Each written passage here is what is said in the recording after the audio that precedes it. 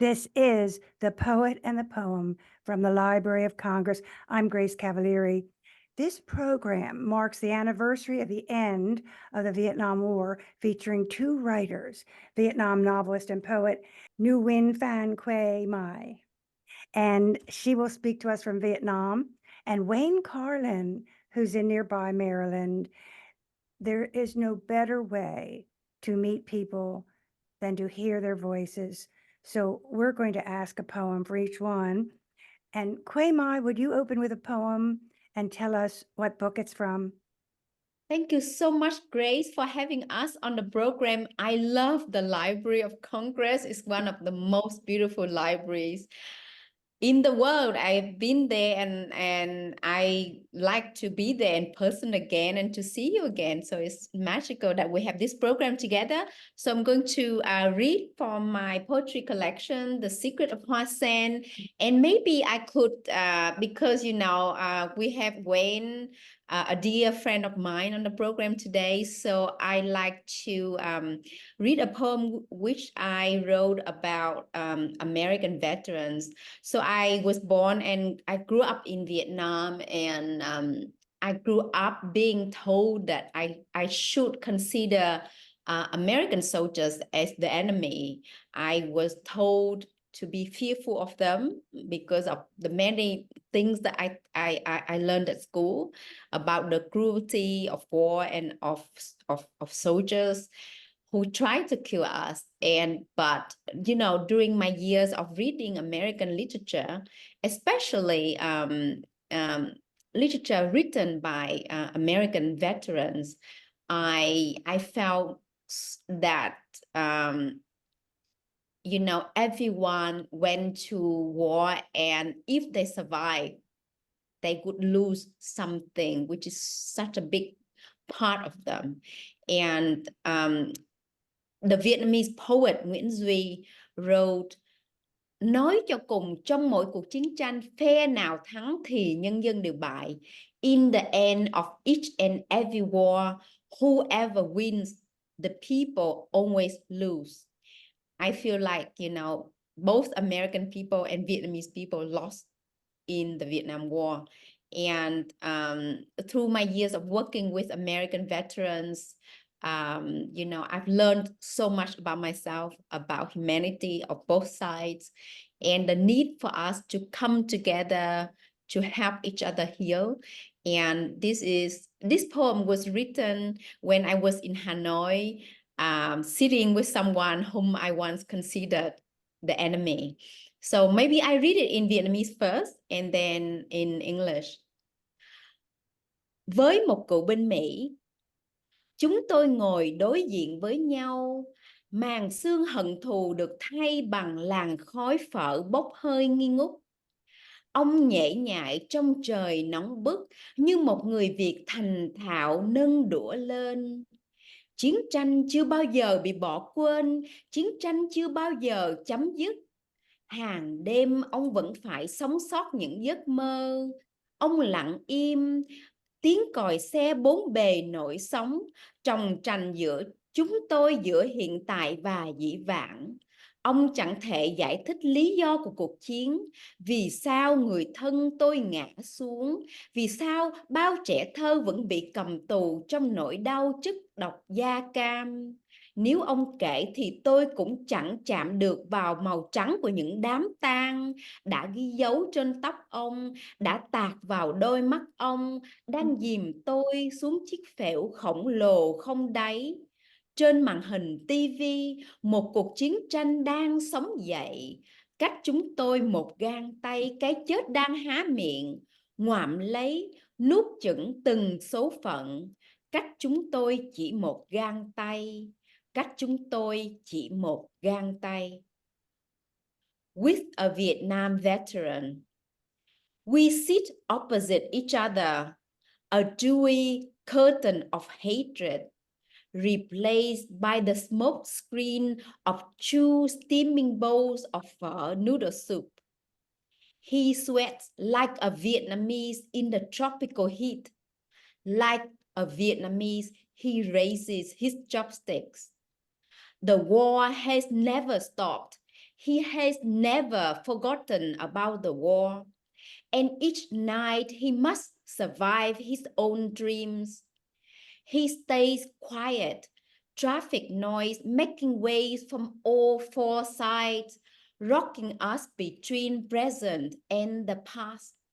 He can't explain the reasons for the war, the reasons why my relatives had to fall, and why so many children are imprisoned in the pen of Agent Orange. If he told me, I would not be able to touch the funeral whiteness that has bleached his hair and carved into his features, sinking me deep into a bottomless, twirling tunnel. On a nearby TV screen, another war is alive. Only an arm span away from us, death is opening its mouth, snatching and gobbling down lives. Only an arm span away from us, only an arm span away. Oh, that is so beautiful. That is just so very beautiful. Thank you. Wayne, read us an opening poem from your forthcoming book. This is a poem also about reconciliation, and I wrote it after meeting some Vietnamese who had the first time I had met Vietnamese who had been on the other side of the war, and one of them was a woman who had been on the Ho Chi Minh trails, cleaning up the bombing and the strafing after we had been over there, and she was a teenager at the time, and I met her. She'd already become a writer and a poet, and when I met her in Boston, we found I had flown over areas where she had been on the trail, and if I had seen her at that time, I would have killed her, and if she'd seen me at that time in my helicopter and I'd gone down in flames, she would have been happy. So the poem is called Mirror, and it's for Layman Quay. At 15, she'd run away to join the army, to fight you, she said. She'd never been this close to an American before. I was 19, I said. Once, she said, she'd spied on GIs bathing near Khe Sanh, needing to see them unshelled and human. But they were too far away. She couldn't see anything. You were ghosts to us too, I said. The helicopter scared her the most, she said. They came down. I know, I said, and thought of how differently each of us heard those three words, and then thought of her crouching under jungle canopy, the downward arc, the red flashes of my tracers, the strangeness of connection. 20 and more years before, I'd search for her on the ground, as she'd search for me in the air, our eyes aching with the need to see each other. But I didn't see her beneath the canopy's weave, and she didn't see me in the stir of treetops, the light shivering like panic through the branches, until now, as simply as forgetting a dream, we looked and our faces emerged, as if from leaves, as if from sky. Wayne Karlin, poetry saves us. And I think to bless the program, you mentioned that you might read a poem by our mutual friend, Lucille Clifton, who was a great deal of sustenance for you. Yeah, Lucille was a close friend for as long as I've known you, actually, Grace, for 40 years. I miss her greatly. And she, I thought of this poem. She dedicated to me, which I was honored about. But it has to do with this idea of letting the past go while still remembering it in a way that's necessary and significant. And it's called Enemies. It's about King David. Enemies, evening I creep into the tent of Saul. For his sake, I have learned the taste of blood in battle. I would drink his and he mine. We have become enemies. Yet here he is, an old man sleeping. Or my father. I will remove his armaments, his sword, his shield. Come morning, he will know himself, naked but alive. And I will remember myself also, David, the poet David. Enemies who have changed. Quay Mai, where are you in Vietnam right now? So I'm in Saigon, or Ho Chi Minh City at the moment. I'm supposed to be in Washington City. I'm supposed to be in Washington, D.C. on my US book tour for the paperback launch of my novel, Dust Child. But I'm here in Vietnam because my father is very sick. So he's in hospital right now, and Well, we will maybe dedicate this program to his health, and all of our energy will be with him at his bedside because of you. What is the weather like in Vietnam today? the weather is quite hot and humid at the moment. So it rained today, which is nice because the summer is really hot here. So on the way back from the hospital, I took a motorbike taxi. So I could smell the air. I could be with the air. I could have The air. poets have to smell the air for sure. Wayne, what's up in Leonardtown, Maryland?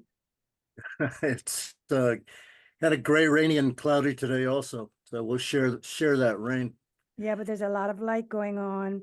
Quay, we are so honored. I want to tell everybody about you.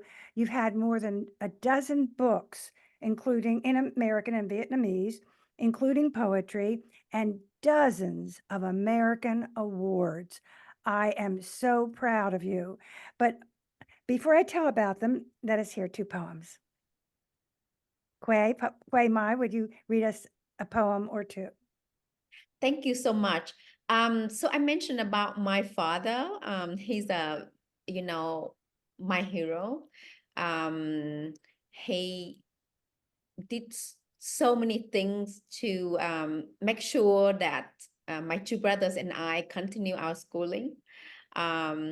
Because he moved us from North to South Vietnam for the only reason that we would have a better education.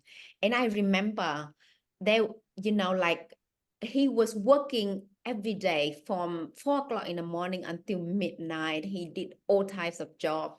And my brothers and I still talk about the moments when, during the years where it did not rain, he would carry water in buckets on his shoulders to walk so far to water our rice field, to make sure the rice would grow and feed us, so that we would continue to go to school.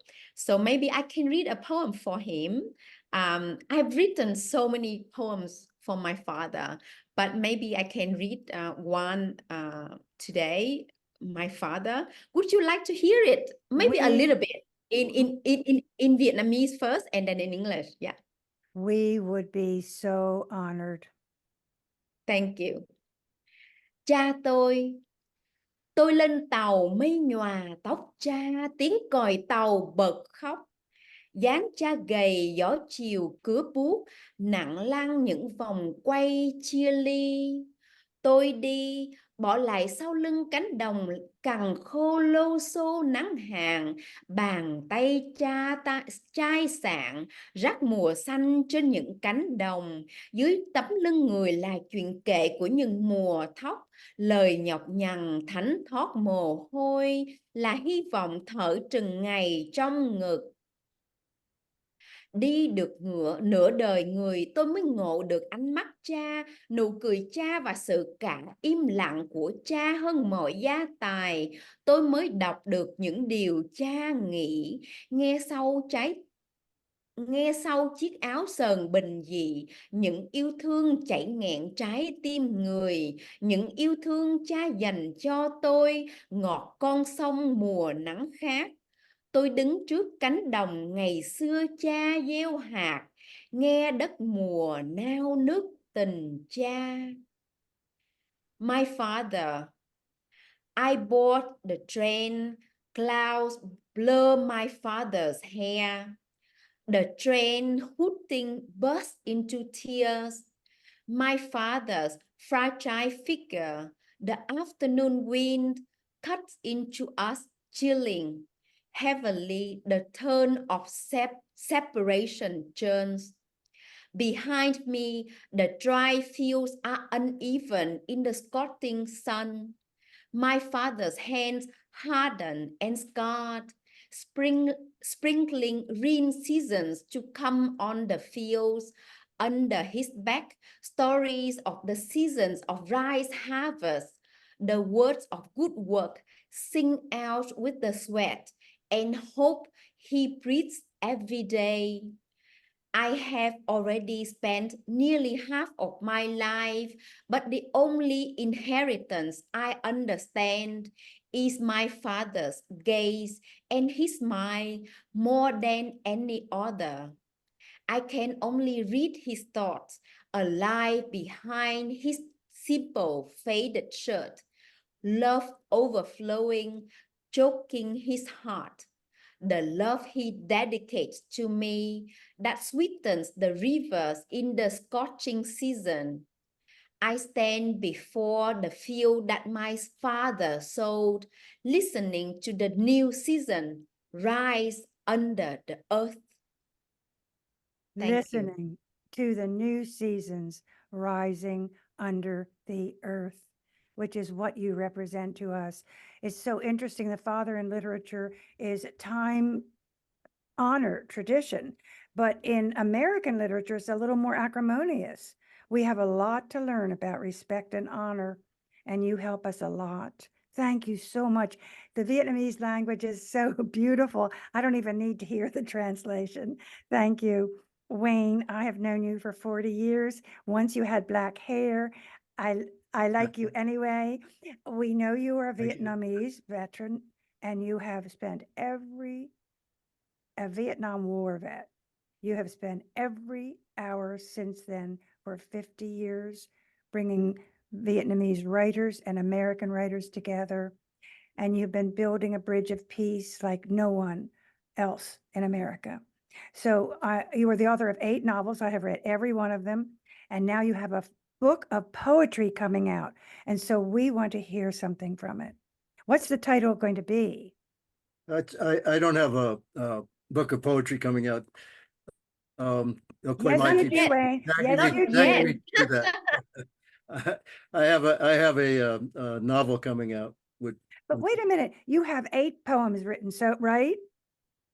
I have about, yeah, I've in the last year or so, I started turning to poetry. But wait a minute, you have 8 poems, you only need 50 more, Wayne. Yeah, I have No about 20. problem. No I'm about 20, but you know, I'm Well, slow, we're gonna hear slow. about your novel next, but I wanna I'm hear very what slow, those, very slow. I wanna, oh, you have written like, I can't, but like a bird flies. Let's hear a poem. Okay. Well, for today, I mean, what I've chosen to read from have been these poems of reconciliation, of meeting folks from the other side, and they've been, you know, some of the poetry that I've been writing. This one is called "Drinking with the Enemy," and it starts with an epigraph from old Hemingway. Abstract words such as glory, honor, courage, or hallow were obscene besides the concrete names of villages, the numbers of roads, the names of rivers, the numbers of regiments, and the dates. That's from A Farewell to Arms. I was the only American at the table. We were all veterans. Christmas evening in Hungai. In the war, one of the men said, "You bombed the church here." He laughed uproariously. "It still doesn't have a roof," he said. A red plastic Santa Claus and a green plastic Christmas tree stood in the lobby. We played a drinking game with glasses of beer. At the count of three, everyone had to drain his glass. If he couldn't, he had to drink another glass. We drank to empty ourselves. A film run in reverse. The man sitting to my right smiled at me gently, tentatively. Like many who had been in the war, his teeth were bad, brown stained, and broken. His skin was pitted and lined with the years we shared and didn't share. And he walked slightly hunched over like a farmer looking down at his earth, or like a man in a rice field crouching under the sound of my helicopter rotors. Hmm.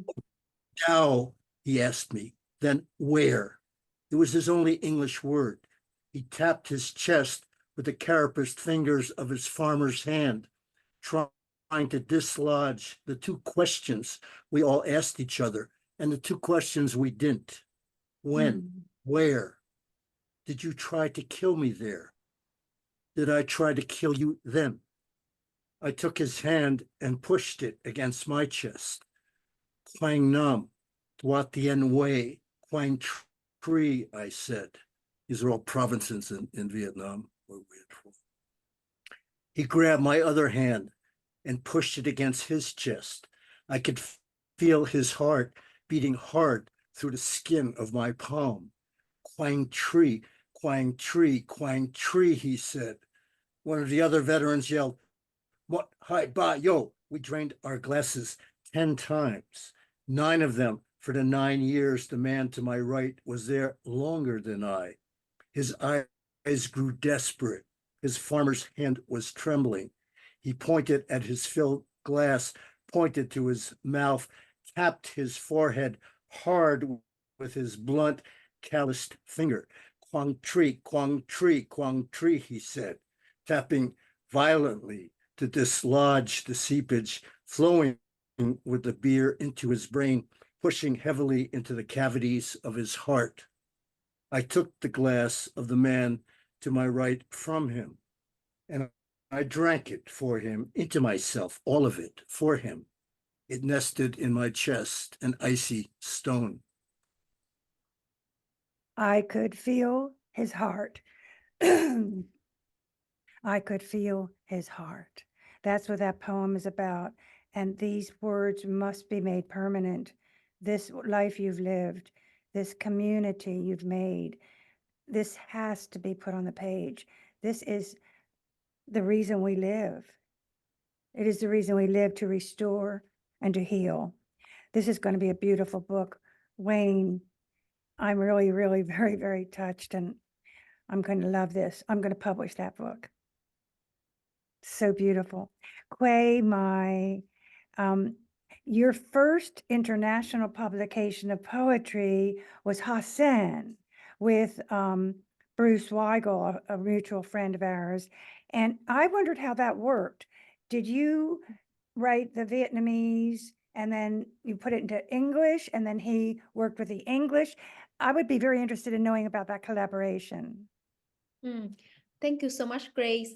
First, I'd like to speak a little bit about Wayne's poetry. I Oh, mean, please.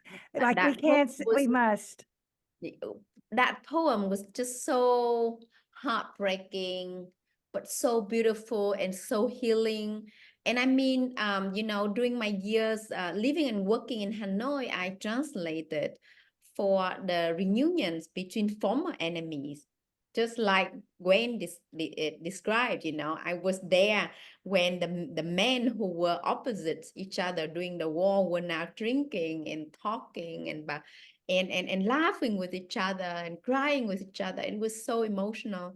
And when you brought it to the page so powerfully, and I want to see this poetry collection, and I want to say that Gwen is one of those veterans who have done so much to bring our two countries together. Gwen is one of the very few veterans who have been, dedicating so many years of his life to translating and editing and publishing Vietnamese literature. And I think literature really opens the pathway to healing and to reconciliation. And I think we can build such strong bridges of understanding, of compassion via literature.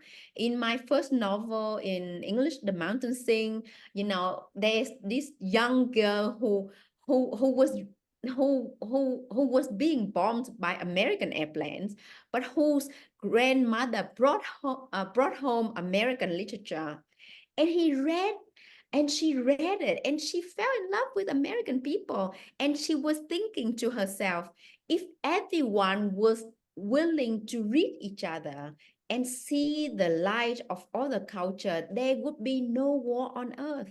And I just hope that, all of us read each other, and especially politicians, before they decide to go on war, to go to war. They must read literature from the people whom they're going to attack. I think they would change their mind and try to find other ways, other than violence. So anyway, that so Nguyen's poetry is so moving, and I want to see this book. When you have written many poems, so keep writing. Yeah, and so one of the other veterans, who has done so much for Vietnam is Bruce Weigel. So I met Bruce in Vietnam in the year 2010 when I was attending, a conference, a literature conference between Vietnamese and American veterans, and I translated for that conference, and I was really moved by Bruce's poetry. So I listened to his poetry during the conference, and I researched about it, and I went on and I translated. I read all of his poetry collections, and I put together an anthology of the poems and essays which he had written about Vietnam and translated it, and I had a book launch for him in Quảng Trị.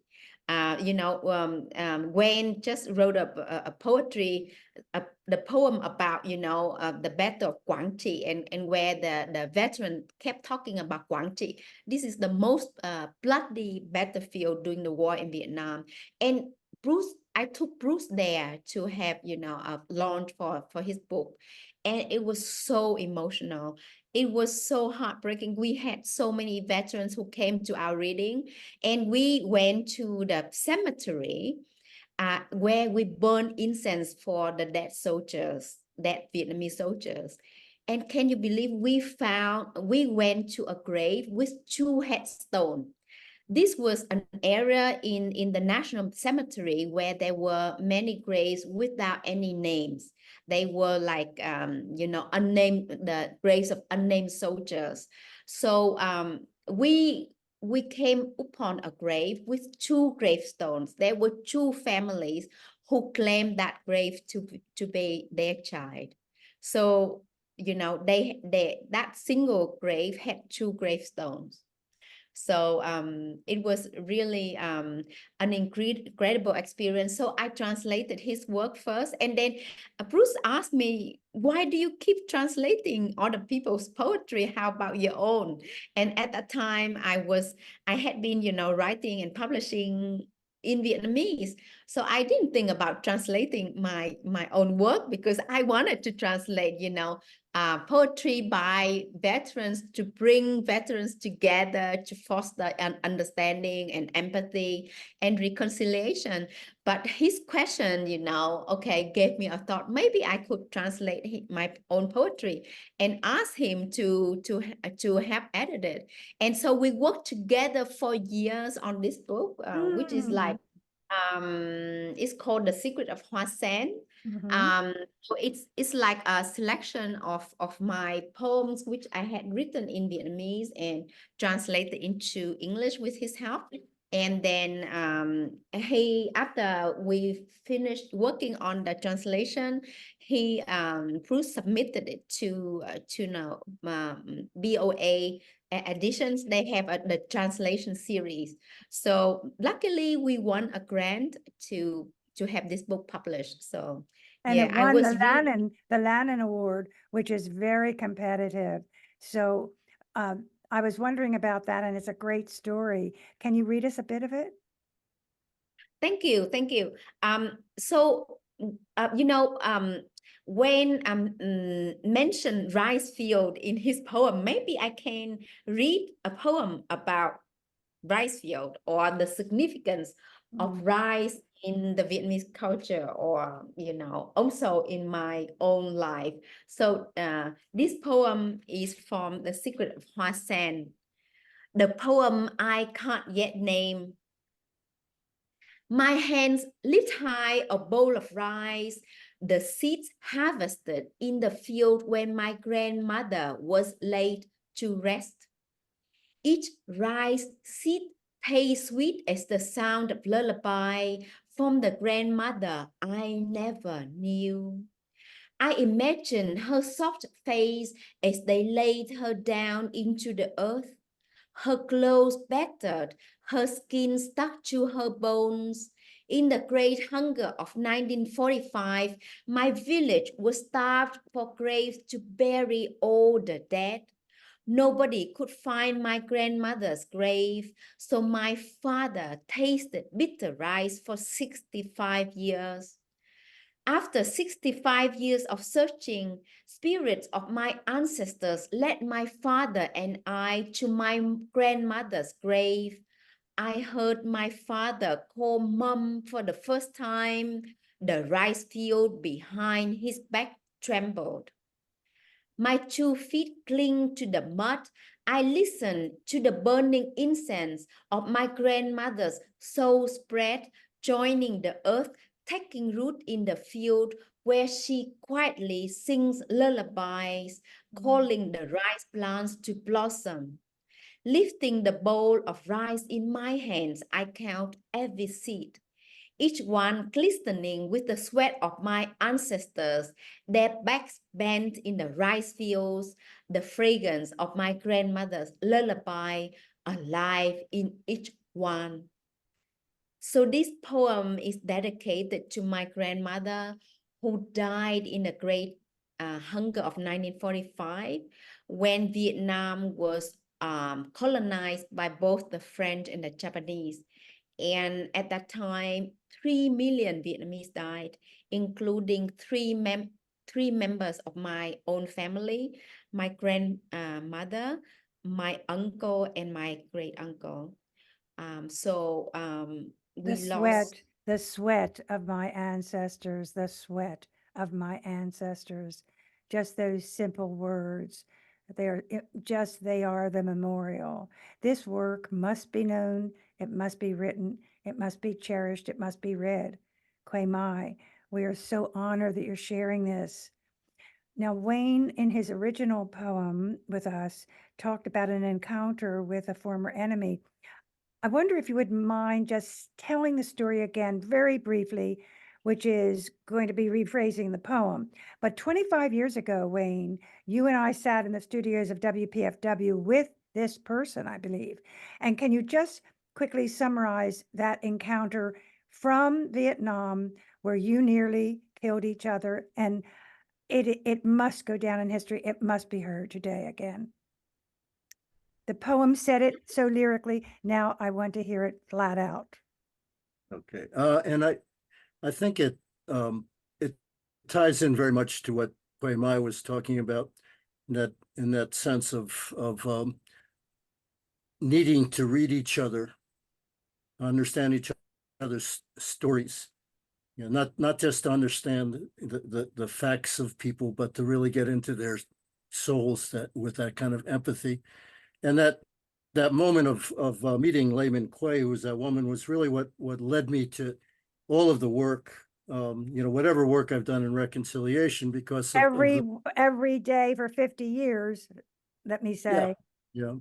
We were at a conference in University of Massachusetts in Boston, done by the Joyner Center, which brought together writers who had been on both sides of the war. And, we would always ask each other those questions, where were you and when were you? Ascertain if we'd been at a place where we might have tried to kill each other. And Layman Quay had not spoken about that until one morning. We got to know each other at that point, and had become friends. And we're sitting at a breakfast table, and I asked her, and she told me she had been working on the Ho Chi Minh Trail under this jungle canopy, where it was at a place I know I had flown over that area, that general area. And when she said that, I remembered a fire mission where it just told, shoot down into the trees. You know, I couldn't see a target, but they said, there's somebody down there, shoot. So I shot, and I, of course, she was probably not there, but sitting at that breakfast table, kind of looking at her face, I had this real moment of grief. That if she had been there, I would have killed her.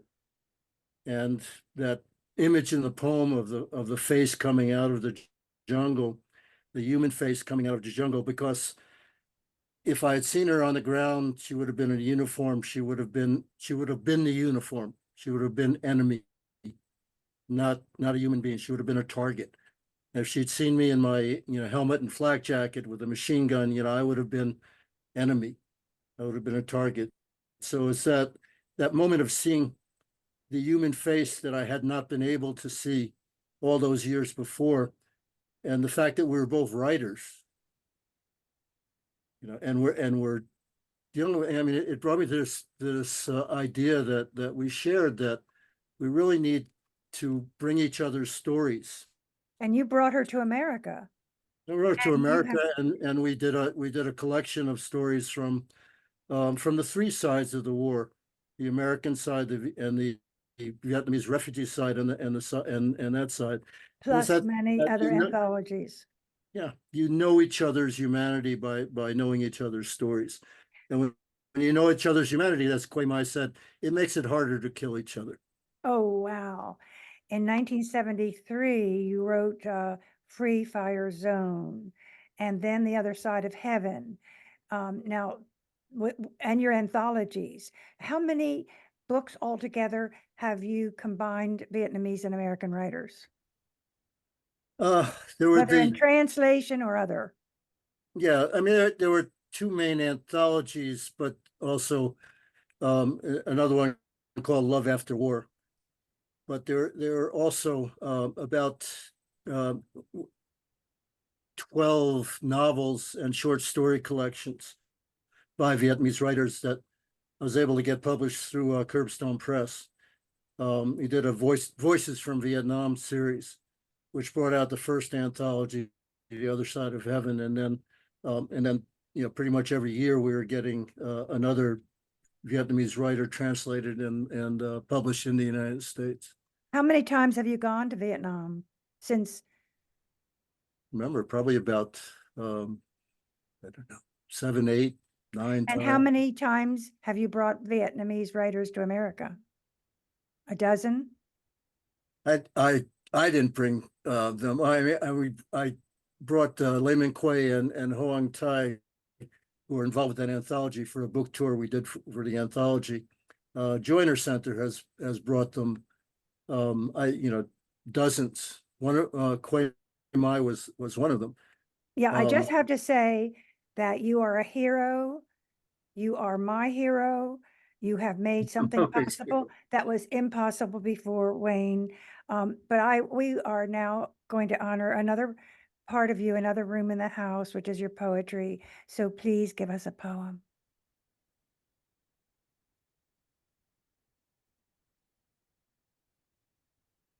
This is but after I read this, I'm going to ask Quay Mai to read her poem about the Vietnam Veterans Memorial in Washington, if she would indulge us. This is about that, but I did a series of poems from the point of view of Odysseus. The first guy who returned from a war that we know about. So this is Odysseus descends into the land of the dead, and I think you'll recognize the connection. Even here, the wall, everything before it missed, everything after it missed. Everyone before it missed, everyone after it missed. The crenellated ridge bristling with spears and mocking faces, spun into myth by lying bards, into mist, the bisection of his life. He shakes the vision from his head. This is not the wall of Troy. It is the wall of Hades, the wall of the dead.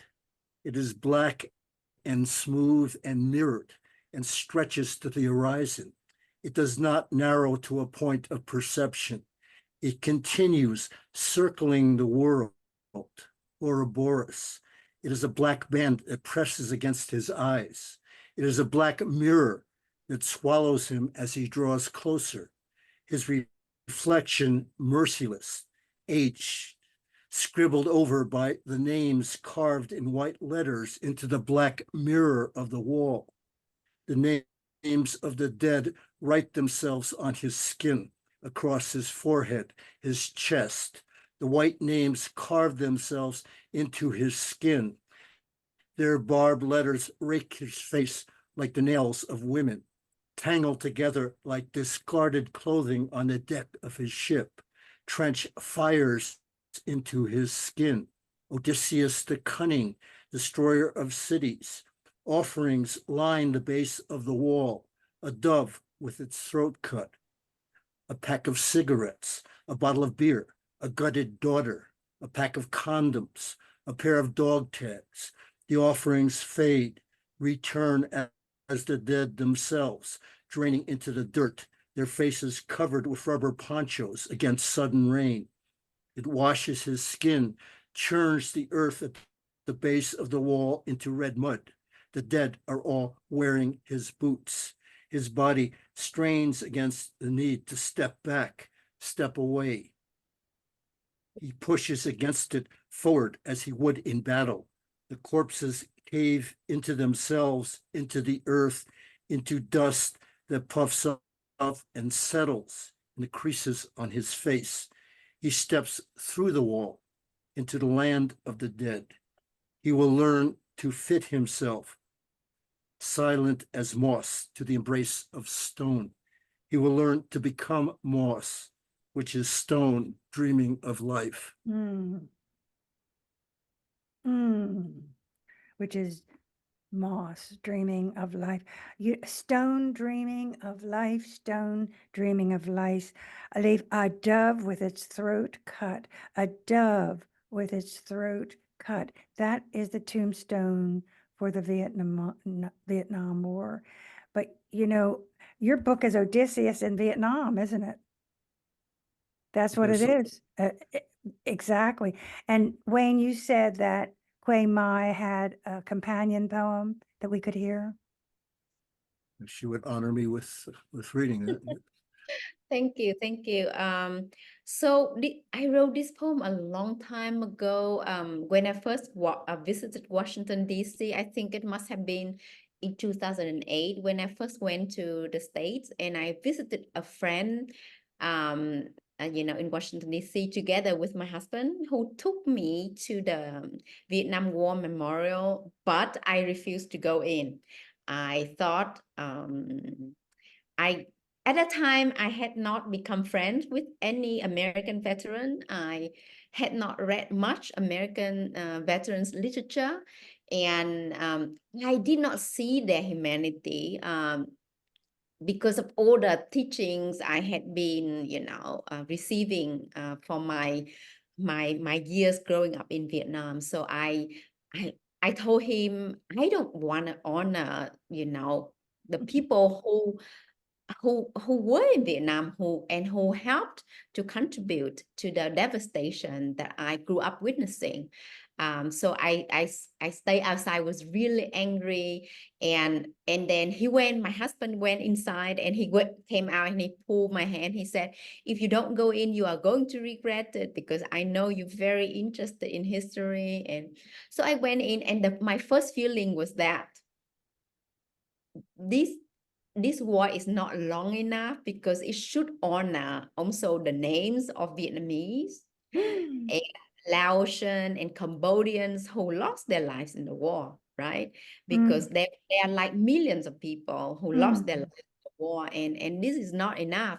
And I felt really angry, and when I look at the names, I saw, you know, the image of Phan Kim Phúc, who was burned by napalm.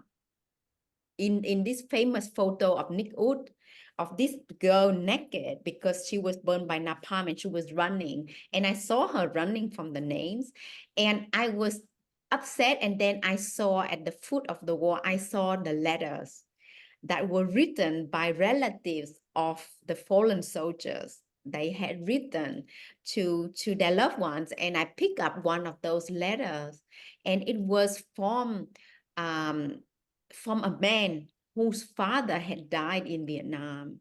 And the letter said, "Dad, today is my daughter's birthday. Why are you not here to blow the candle with her? I miss you. Why did you have to go to Vietnam? Why did you have to die?"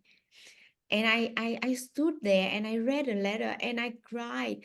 It was my first time of seeing the humanity of American soldiers, you know. It was my first time of thinking, of touching that humanity, of thinking about them beyond their army uniform, beyond their guns and the bombs and bullets, and seeing their faces and seeing the faces of their families, of their wives and of their children. So I was crying a lot. So that trip really changed me. From that trip, I researched and read, you know, literature by American veterans, and I translated. As a volunteer, I spent years translating literature of Vietnam veterans, and I wanted other Vietnamese people to see the humanity of American soldiers. So that trip really changed my life and my perspective about the war. So this is a poem I wrote about that time. Vietnam Veterans Memorial. Birds' song knocks on the White House. Lincoln's smile resounds. Sunset soaks Washington in deep red. The Black Wall, 58,267 names I don't know, who fire gunshots into my mind, their boot tips still drenched with blood. I want to bury them once more.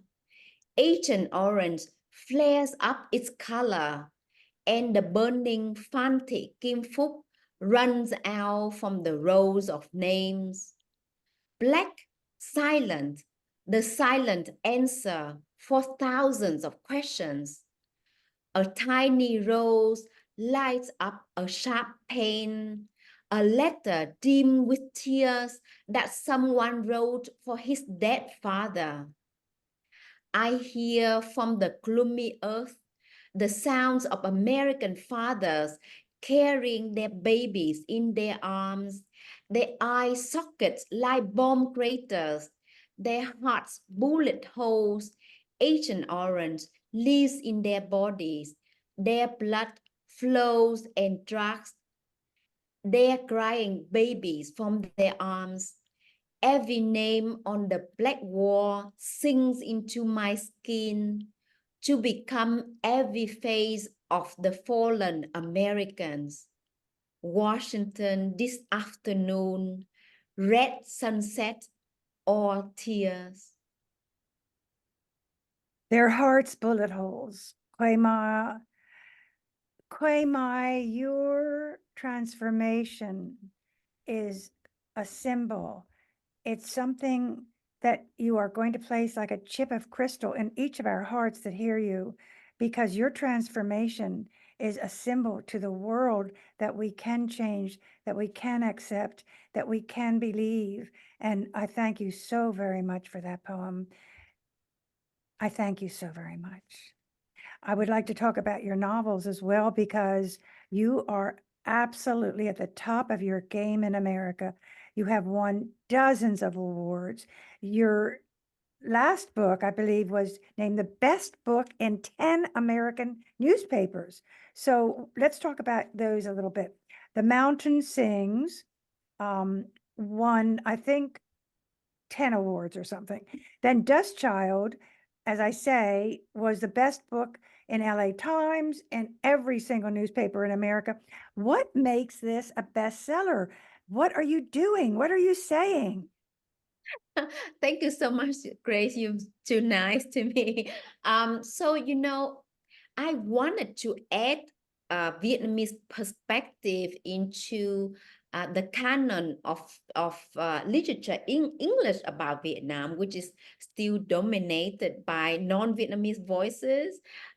So Vietnamese, because so little Vietnamese literature has been translated, so we don't have many chances to present our own perspective on not just the Vietnam War, but on Vietnam beyond the war, Vietnam as a country of more than 4,000 years of history and culture. So through my books, I present the Vietnamese stories and our heritage, our poetry, our love for our family, our like our love for nature, the healing that nature offers us. I just wanted to write some epic poems in the form of novels because I want to cheat Oh, the readers they're epic into reading poems. my poetry. So like each of these books took me 7 years to write because like I did not have a chance to learn English until I was very late in high school. So I mean, to write English is a great challenge, but I mean, Oh, the bigger the challenge, the more you can learn, right? And Wayne has helped me a lot with my learning as well. So the Mountain Sing is like a story about a Vietnamese family and what happened to 4 generations of their family throughout, our long history. So from the French colonization of Vietnam to the, Japanese occupation to the Great Hunger, the land reform that devastated, broke apart many families, also the Vietnam War and the war's aftermath. mm, So this novel is told via the viewpoints of a grandmother and a granddaughter because I wanted to talk about the impact of the war beyond the battlefield. I wanted to talk about the trauma which is inherited by family members who were born when they were at home, who had to nurture the injured family members when they return home, or who have to rebuild their lives when the family members are missing or have died.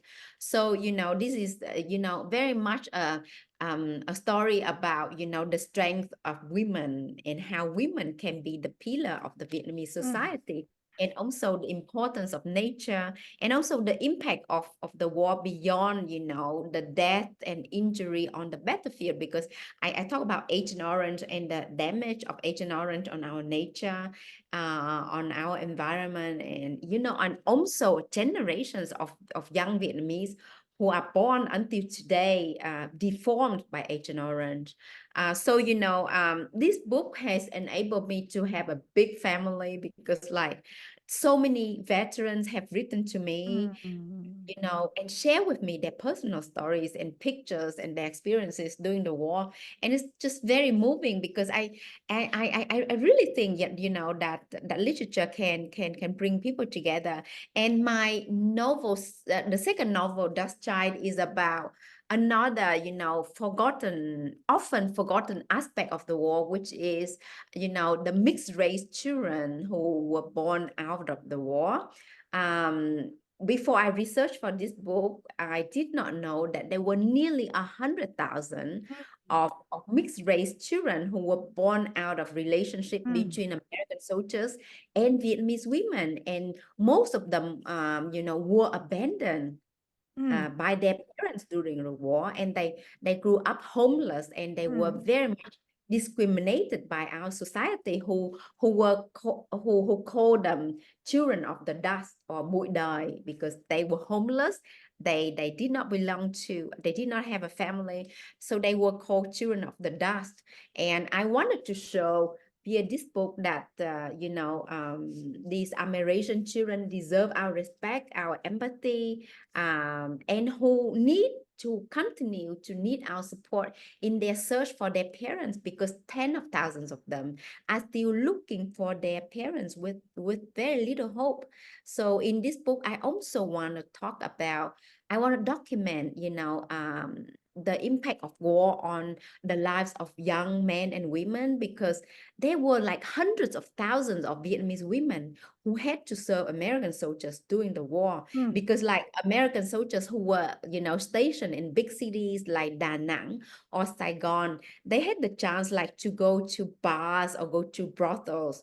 And, there were many cases where, women were abused, sexually abused, or taken advantage against. And, like the war really dehumanized Vietnamese women and also robbed us of the humanity. So I wanted to return the humanity to these women. I wanted to talk about their circumstances, the reasons why they had to work in these places, the reasons why many of them had become sex workers, Comfort women, they were called. yeah, and also why they had to abandon their kids when they were pregnant. And so there were many heartbreaking stories, but also story of miracle reunions of mothers and children, or of fathers and children, and of former lovers. And I witnessed this because, I've been working as a volunteer for many years to help unite missing family members. So I witnessed incredible stories. So I also feature, the voice of an American veteran who returns to Vietnam in today's world. And unknown to his wife, he had a child in Vietnam. And now being in Vietnam, he feels really guilty and he wants to search for his child. We're going to make sure that so many people get an opportunity to read that book. Although it is a bestseller, we are going to make sure that it is more than known, because there is a beating heart under every line. Now I know why it is so popular. Now I know, after hearing your voice, what you have put under each line, a living pulse. So we will be looking for that book, and I'm going to further it as much as I can. And Wayne, I know that you have a new book, Genizal. Genisa. Okay, well, I don't speak Hebrew very well, being but Good book. Genisa. So I know, I looked it up in the dictionary and I know what one is. What is your novel about? It's a kind of reimagining of my family story. My family came from small. My mother's side of the family came from a small town in Poland where the Jewish community was exterminated during the Second World War, and my speculation was to try to bring it home. I try to imagine what would have happened if my parents had not come to America, if they had not gotten out. So I actually just got the copy. Oh, is that the first copy? Yeah. Oh my. Oh, I feel with honored. Quay Mai's Oh, did endorsement on it. Quay Mai make a comment on it? Yes, she did. Yes. Can you read it to us? It's Of course it's praise, but let's hear it. yeah, heartbreaking, powerful, poetic, and innovative. This novel deserves its place on every bookshelf. Nguyen Phan Quay Mai, international best-selling author of The Mountains Sing and Dust Child. Oh, two best-selling, two beautiful souls, two great writers on one program. This is a pinnacle moment. Now we must each have a final poem. And I'm going to ask Wayne to give us a final poem. And then our very, very beautiful new Nguyen Phan Quay Mai. Wayne. Thank you, Grace. I want to say also with Quay Mai's last poem and the poem I read that custom of leaving objects at the base of the Vietnam Memorial, it always struck me, because that's such a Vietnamese thing, to have an altar where you leave everyday objects for the souls of the dead. And that somehow seemed transmuted here to me, in looking at that wall. So I think for the last poem, if you'll indulge me, this is something I wrote for my dear wife Omar, Mm. and it's called "The Light Between the Words." And as you know, Grace, Omar passed away 4 years ago. I do. And Or- she was loved and beloved by everyone who knew her. Everyone. The Her light life between was, her life was also dedicated to helping people. As a social worker, as a caregiver, she was absolutely. one in a million. The light between the words. Afterwards, he moved through the world, not as in a dream, but as a man imitating the movement of a man in a dream. Constructed a room from memory near a park in Belgrade, in Beograd, in the White City, white light dancing through yellowed gauze curtains as if through autumn leaves, light flickering like the light of memory, like the light in Jerusalem that blushed blood under the skin of ancient stone, like the skin of lovers bruised by the heavy press of history, bruised, brushed by the kiss of time. He put himself back in the room and he put her back and lived in a loop run over and over, rewound, paused. He was afraid if he stopped it, it would burn.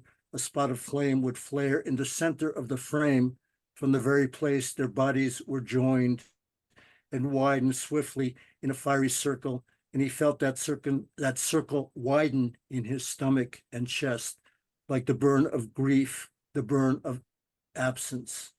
He was a man of words, but in that room they spoke in look and breath and touch, and didn't know which was echo and which was source.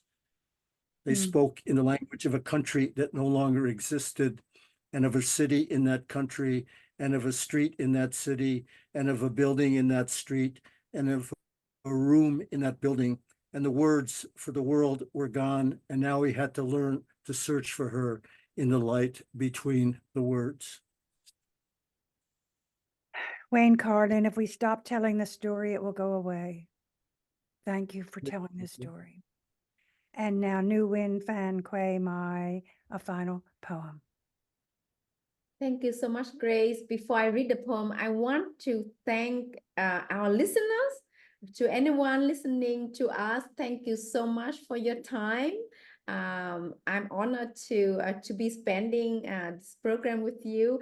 Thank you, Grace, for being such an amazing host. You listen to us really, really carefully with all your heart, and you captured the spirit of each poem with your beautiful comment. Thank you. Thank you, Wayne, for being such a wonderful conversation partner.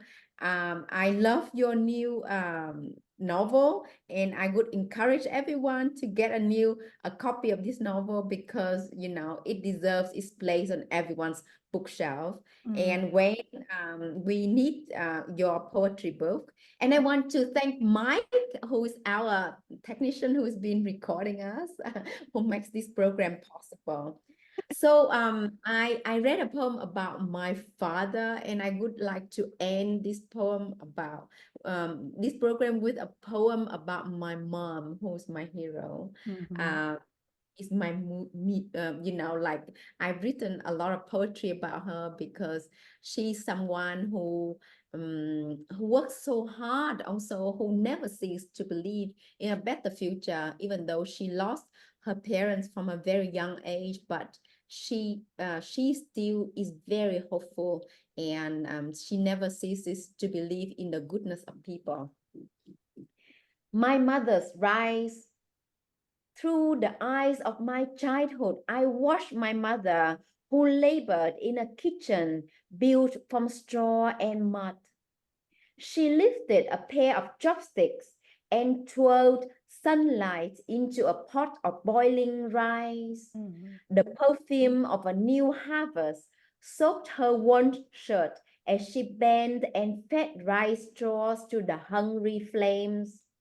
I wanted to come and help, but the child in me pulled myself into a dark corner where I could watch my mother's face, teach Beauty how to glow in hardship and how to sing the rice to cook with her sun-baked hands. That day in our kitchen, I saw how perfection was arranged by soot blackened pans and pots, and by the bent back of my mother, so thin she would disappear if I wept or cried out. Thank you so much. The voices of Nguyen, Phan, Mai, and Wayne Karlin. And this is the poet and the poem from the Library of Congress on remote. The program is produced by Forest Woods Media Production, post-production by Mike Turpin, MET Studios. We wish to thank the Library of Congress for making the program possible. Funding is provided by the Rivada Foundation, the Sinipit Fund, the Anne Arundel Arts Council, and friends Avi Deshashani, Natalie Canavore, and Sandy Jackson Cohen. Mike Turpin is our engineer, and I am Grace Cavalieri. I bow to you.